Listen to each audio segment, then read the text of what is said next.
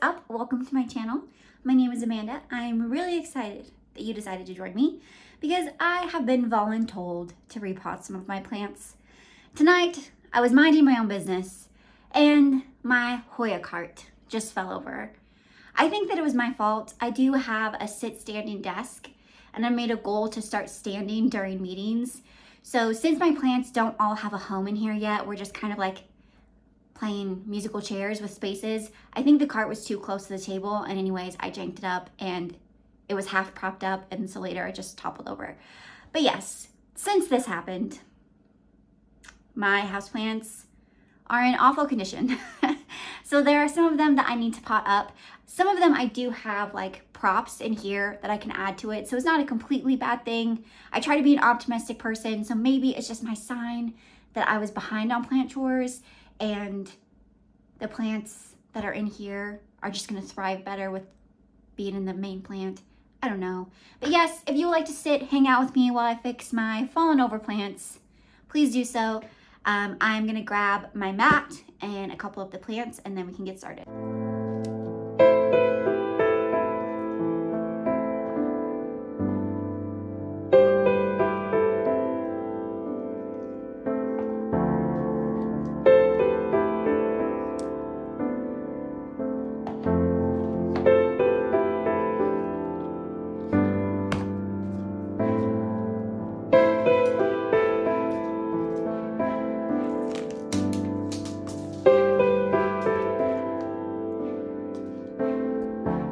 Okay, I'm back. I forgot my drink, so I had to run out really fast and go grab that. But it looks like overall only 10 were impacted, but I mean like this, they completely got thrown out of their homes. So, but I do have this little prop of Hoya linearis that I can add in. So that will be a fun little hair transplant for him, make him look a little bit more fuller. So 4 of them that were impacted are in pond and the other 3 are in my Molly's aeroid mix. There are some on the cart still that just look like they need to be topped off. So I got an order from Fairy Plants of more Molly's mix upstairs. I can go grab a bag and top those ones off when I'm done. It shouldn't be that big of a deal. Okie dokie. Who should we start with? When I get all of my specimens from Hoya Treasures, she has all of them directly in pond. Let's see if I can open this. So if you haven't watched any of my other videos, I talk about this and I buy plants from her all the time. But she sends you the specimens like this, just directly in pond. And I believe she like propagates them this way and then they live in here. I have left the last 6 Hoyas that I purchased from her in pond. And I've just been watering them when the pond gets that like chalky appearance. I was gonna say texture. But when it looks chalky on the top, that's how you can tell that the pond is all the way dried out. And then I just flush them through over like a tote or in the sink with my nutrient water. And they have been doing so great. They've been pushing out so much growth. My variegated Matilde is already pushing out a new set of leaves. So I think that that might be the answer for Hoyas, is keeping them in pond and just watering them when the pond is dry instead of keeping them in a reservoir or in, you know, like a soil or a non-soil mix. One of the biggest things that I have learned in collecting Hoya over the last year is that they need so much more water than I feel like you're led to believe by most houseplant collectors. They are not succulents. They need a lot of hydration. Okay, so these ones I just checked out the roots on, these Hoya linearis cuttings, and they're not as rooted as I would like them to be. But since I'm gonna switch this plant over into just living in semi-hydro with no like water reservoir, I think that they'll root themselves. It seems to be, I've rooted a couple things in pond before, so I think it will turn out well. But yeah, that was probably the biggest misconception that I experienced when I got into Hoyas, is I just feel like everybody tells you that like, oh my gosh, they need such little from you. You never have to water them. I go like 6 weeks without watering my Hoya. And when I initially got Hoya, I treated them like succulents because that was the direction that I was given. And there were a couple Hoyas that I picked up that got dry rot. I've been collecting houseplants for 5 years now, and I have never once heard of dry rot until it happened to me personally. So Hoyas are just a lot more thirsty than I feel like people give them credit for. And yes, they can survive with less water, but I don't feel like they really benefit from having less water. Ooh, there's some good roots on these ones. I'm really excited for this linearis to get really, really long. I'm in a basement down here for my plant room, so like my ceilings aren't super high or anything. You know, a basement is a little bit lower. But I would really love to put this up on like the highest shelf I can and just let it grow all the way to the floor.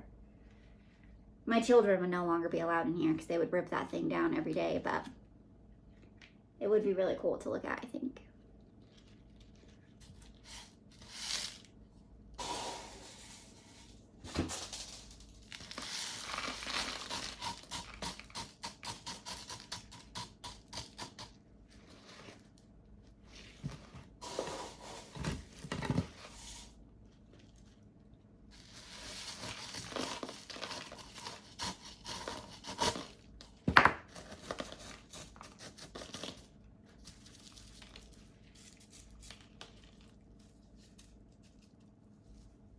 Oh my gosh, look at how cute that is. It looks so full.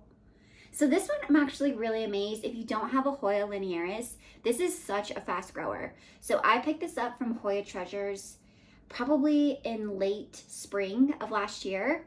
And you know, when she sends you the specimens, they're fairly good cutting, but they are just like a rooted cutting.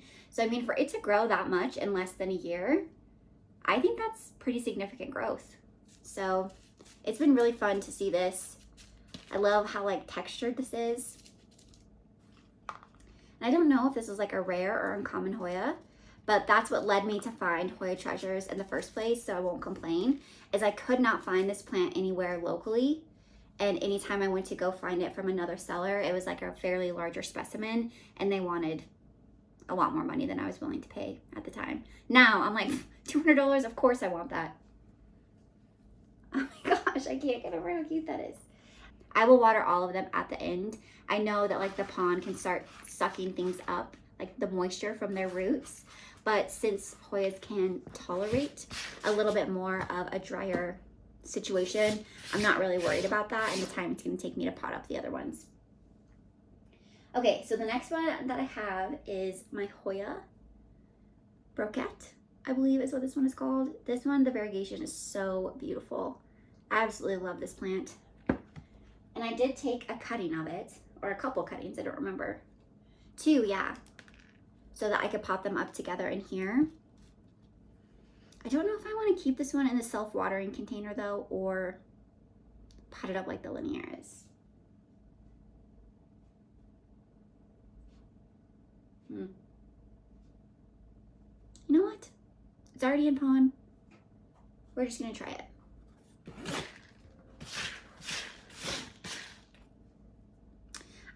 I don't know. I bought these self-watering containers off of Amazon. They were in like a 4-pack.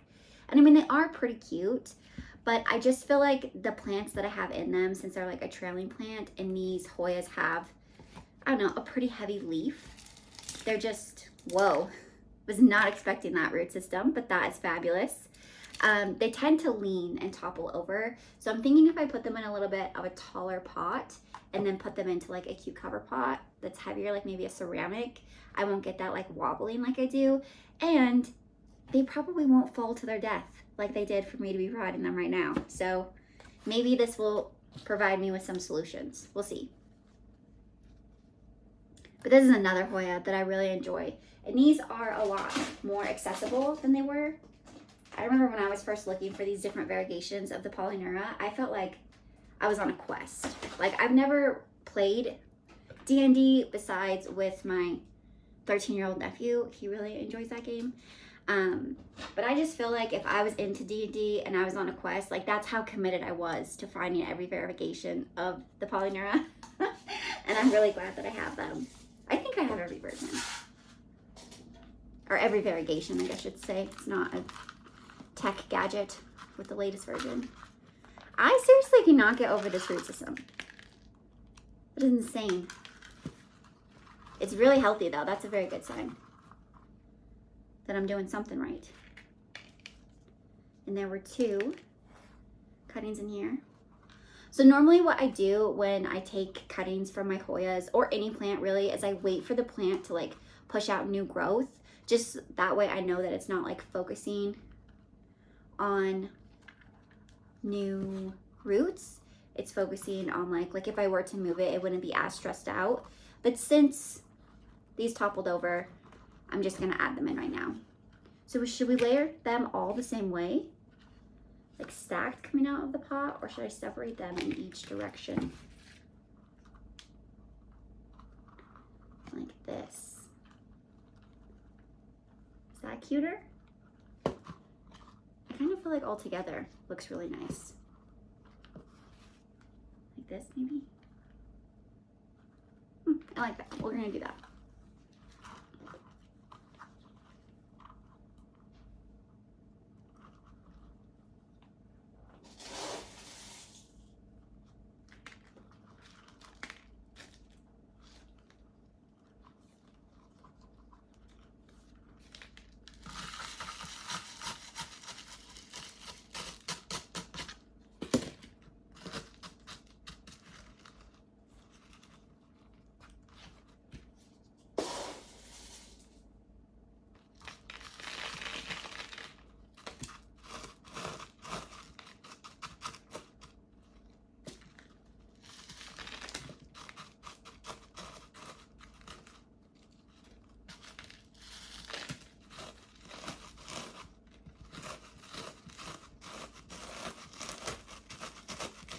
Now normally I wouldn't be like pushing pon down on the roots because that's kind of aggressive, and I love this plant. I don't want to upset it.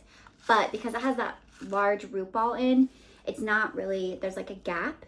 I don't know if you can see it around where that like bottom part of the ball is. So I'm just making sure that in this back corner that the pon is secure around that root ball so that it's not going to fall out as the roots expand into this new pot.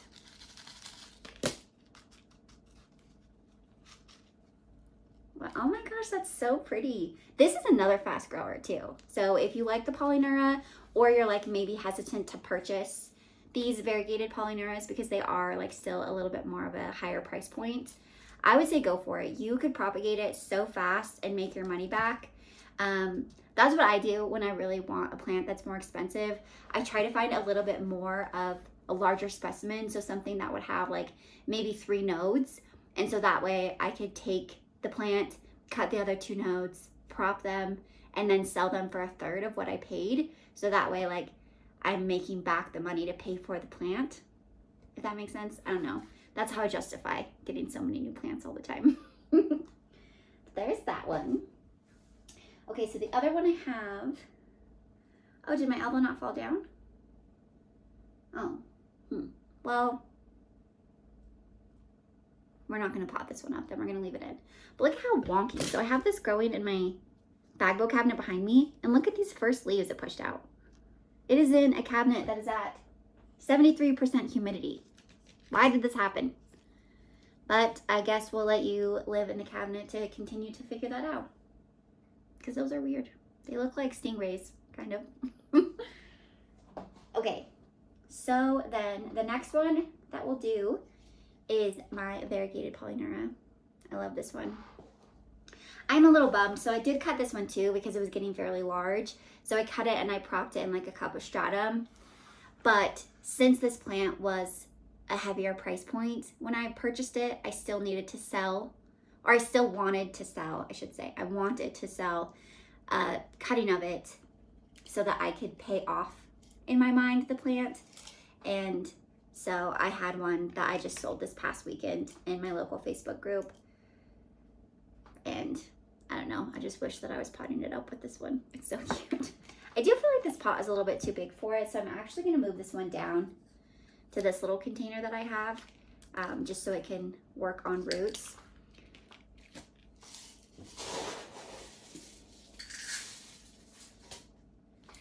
One of the many cool things, I should say, about Hoyas is that they can live in a smaller pot size for a really long time because they like to be root bound, and they really will like intertwine their roots around every little nook and cranny, you'll know that you need to repot your Hoya when they seriously just stop growing. They're like, okay, there's no more room for me. You need to upsize me.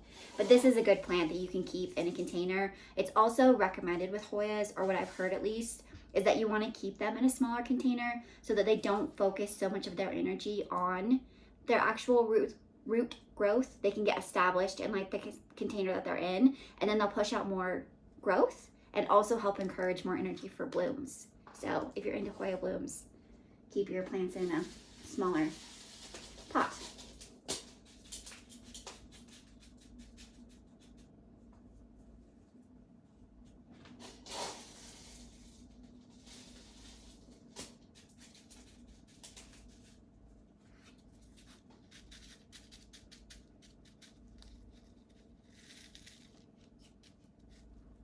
This is seriously so beautiful. I could stare at that all day. It's like dusty though. How do you guys keep up on cleaning your leaves? Because that is one plant chore that not only do I not do it, I don't even think about it. Like, it's not like, oh, I should make sure that the leaves are clean. Never, ever crosses my mind. Okay. So let's put this guy back in here because we're not going to do anything with him.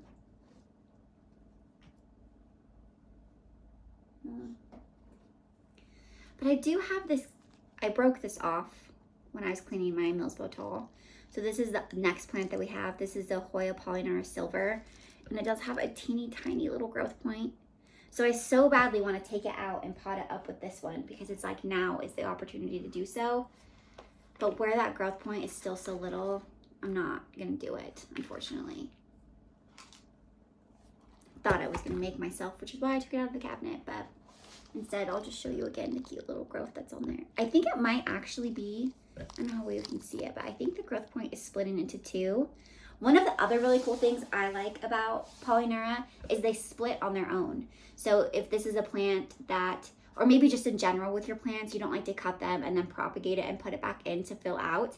This one will naturally make its own little splits and start its own little sections. And so you'll have a very beautiful multi-layered mermaid tail plant if you just let it do its thing as well. But we'll put this guy back in there. Live your life, my friend. But I do think I'm gonna do the palm thing. Directly into pond, no self-watering container, which I feel like is the opposite of what I'm hearing. I feel like a lot of people in the houseplant community, like when I watch other YouTubers, right now they're doing like no drainage is like a big movement for a lot of people. And here I am deciding to have all drainage and no type of like water reservoir for these plants.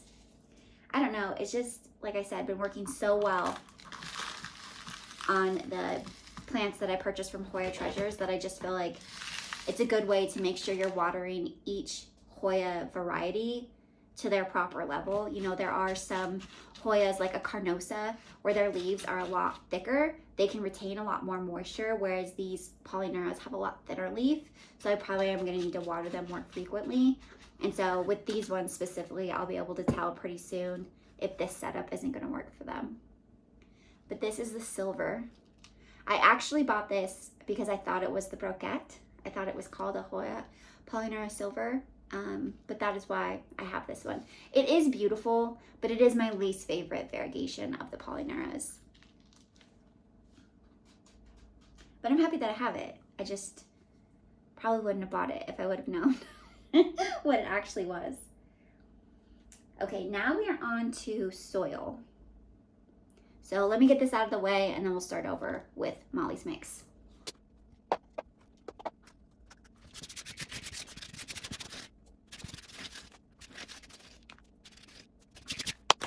Clean.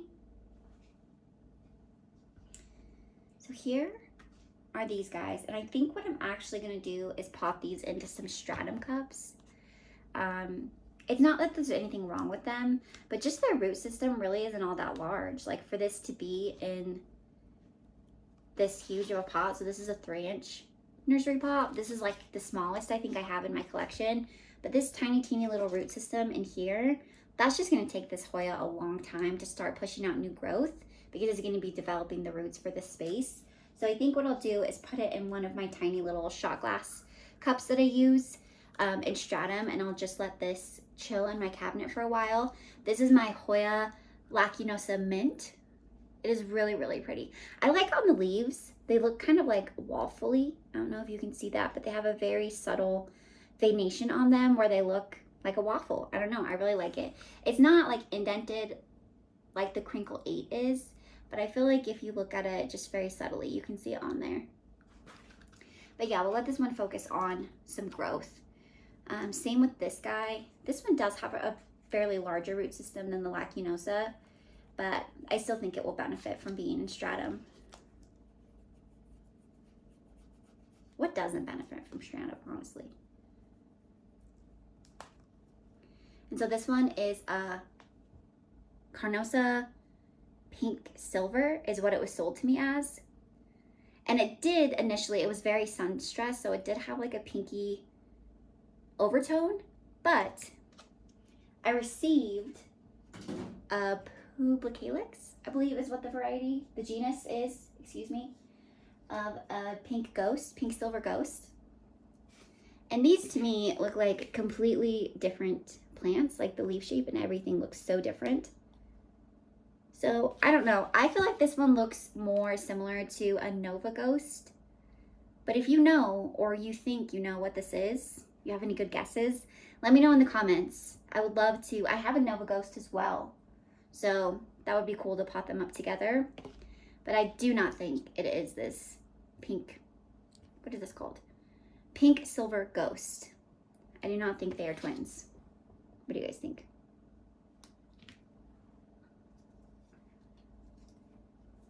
I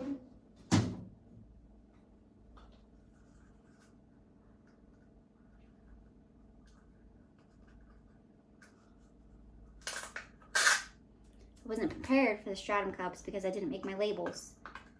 So I'm gonna have to do that after.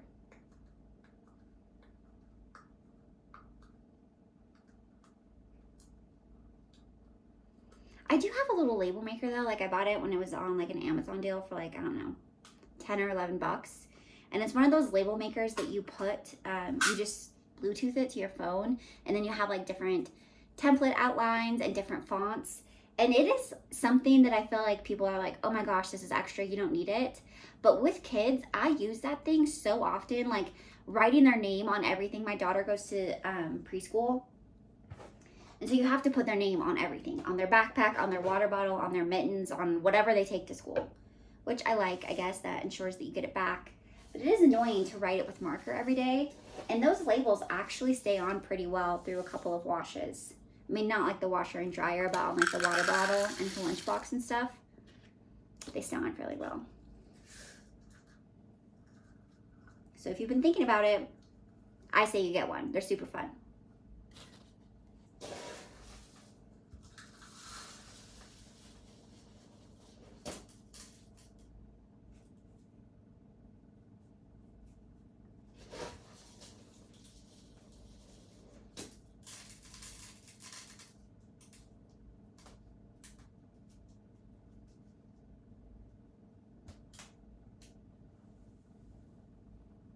There is that cute unknown little babe. I'm afraid I'm gonna knock over my moss poles. They're like staggered, so I'm just leaning over awkwardly. I know you can't see what I'm doing, so I apologize. But it's either show you or cause a domino effect. So I'm choosing not to do that. I actually already knocked all of my moss poles over. The other day I was in here and I was just like cleaning moss that had fallen out of the poles, like, you know, as it had dried out, and trying to find a way to arrange them. I think what I'm gonna do in this back wall over here is I'm gonna buy a bench, like an entryway bench or something, just a bench that's long enough for this space, and then I'm gonna put my moss poles up on the bench and then like put them in front of it. I don't really want one of those storage like cube organizers. To me, those are just so flimsy, and so some of these plants are like fairly large on their poles, or I have them in leca. So I don't know, I just feel like that wouldn't be a very sturdy structure for them to sit on. But if you do have any ideas for that, I would love them. I don't necessarily want like individual plant stands for each one. I feel like that may be more of a pain than it's worth. But if you have that on your setup, let me know. Maybe it is magical to have. I also found these like great looking stairs. So it was like different tiers. But I think that that would come too far out and it would be like out in the space. I really want to keep my moss poles nice back in this little area. So I have like a just picturesque jungle in the space. The closet is over here. So this section of the wall is kind of like pushed back because it's just the opposite like space of where the closet was built. I don't know why I started talking about that, but again, I would love your ideas.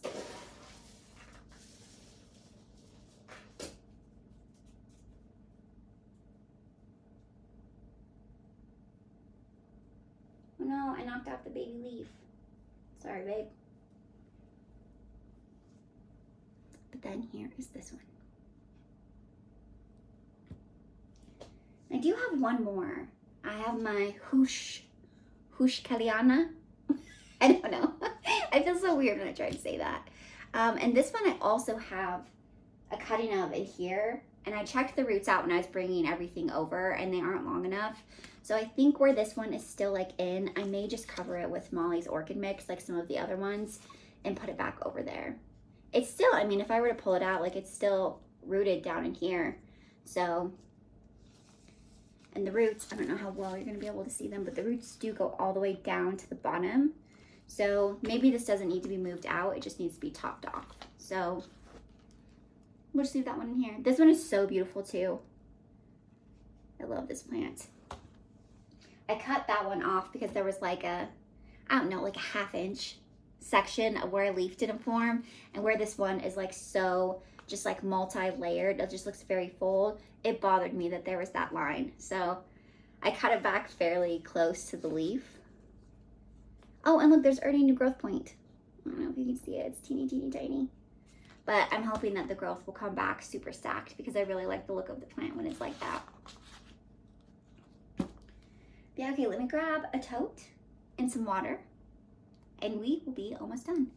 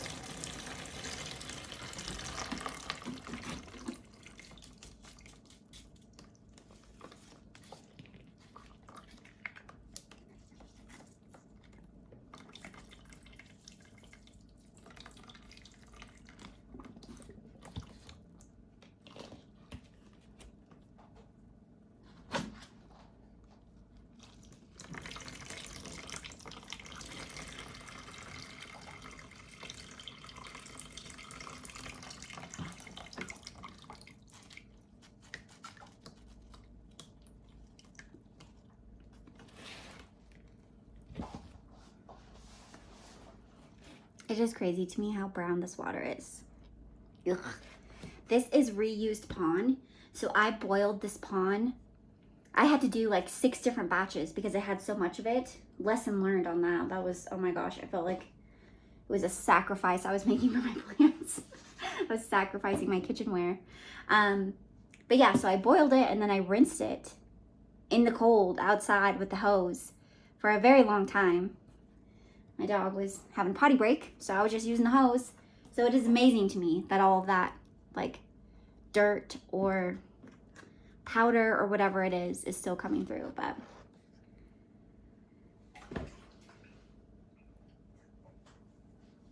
Oh, I forgot one.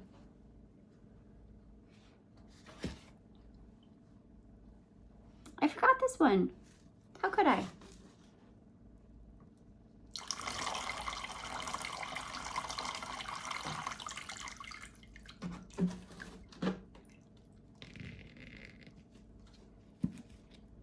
That is going to be it for me. I'm going to run upstairs and grab one of those new bags of Molly's mix and just toss a little dressing over there for those other ones that got a little rattled but didn't completely get the need for some love. I'm actually really glad that I got Volun-Told by my plants to do some plant care. I have been working every single night after I put my kids to bed this week. I'm up against a couple of deadlines. And so tonight my plan was to go back and work, but then that shelf fell over. So it's just what I needed. I feel so much better. I'm so happy that I took some time for me and for my plants, and I can focus on work tomorrow. I hope that you guys are all having a very, very happy week, and the new year is going really stellar for you so far. If you enjoyed hanging out with me tonight, please consider subscribing to my channel. I would really love to have you join my community. I'm really excited to see what happens here on YouTube with my collection and with building this community. I would love to talk about plants with anybody who wants to talk about them, so please feel free to leave me a comment. And thank you so much for hanging out with me. I hope you guys have a great night, and I will see you in the next one. Bye!